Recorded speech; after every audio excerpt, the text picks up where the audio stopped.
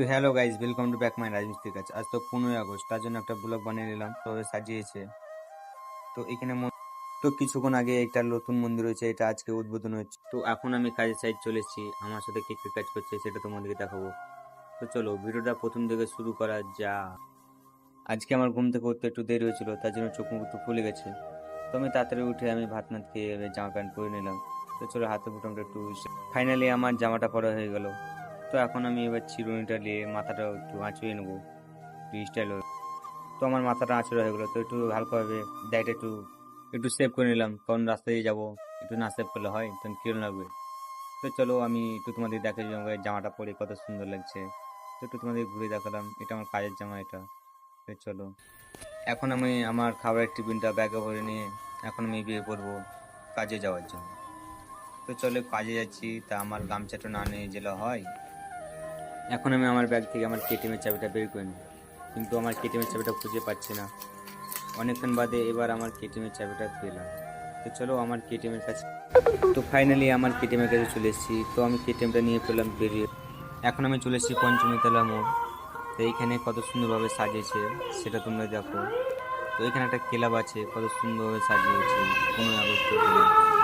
এটা হচ্ছে ক্লাব পঞ্চমীতলা মোড়। পঞ্চমীতলা মোড়টা কত সুন্দরভাবে সাজিয়েছে সেটা তোমরা দেখতেই পেলে। তো এখন আমি বের করলাম সাইকেল নিয়ে যাওয়ার জন্য।